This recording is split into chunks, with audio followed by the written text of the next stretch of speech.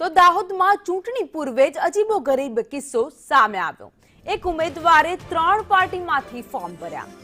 પીપેરો જિલ્લા પંચાયત બેઠક પર ફોર્મ ભરાયા છે। ભરતસિંહ વાખડાએ ભાજપ, કોંગ્રેસ અને આપમાંથી ફોર્મ ભર્યું। એક જ વ્યક્તિએ ત્રણેય મુખ્ય પક્ષમાંથી દાવેદારી નોંધાવી છે। મંત્રી બચુભાઈ ખાબટના ગઢમાં ભરતસિંહ વાખડાએ 3 પાર્ટીમાંથી ફોર્મ ભરતા ચર્ચાઓએ જોર પકડ્યું છે। હવે કયા પક્ષનો મેન્ડેટ રજૂ થશે તે મોટો સવાલ છે। ફોર્મ ચકાસણીના દિવસે જ મોટો ખુલાસો થશે।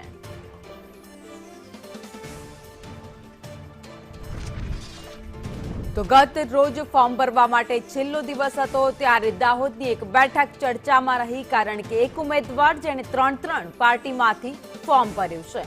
ભાજપ, આમ આદમી પાર્ટી અને કોંગ્રેસમાંથી ત્રણેય પાર્ટીમાં ફોર્મ ભરવામાં આવ્યું છે।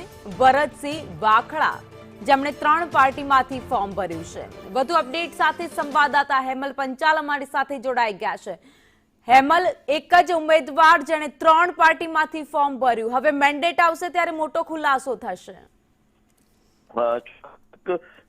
મહત્વની ઘટના કહી શકાય કે એક વિચિત્ર ઘટના પણ કહી શકાય।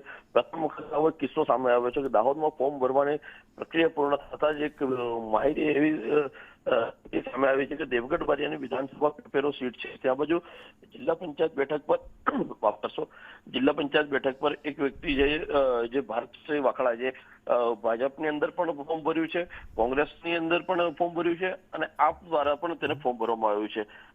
જે ભારતસિંહ વાખડા જે છે તેની વાત કરું તો બચુભાઈ ખાબડ જે પૂર્વ મંત્રી રહી ચૂક્યા છે, તેના વિસ્તારની અંદર બચુભાઈ ખાબડની સામે પણ તેઓએ દાવેદારી નોંધાવી હતી।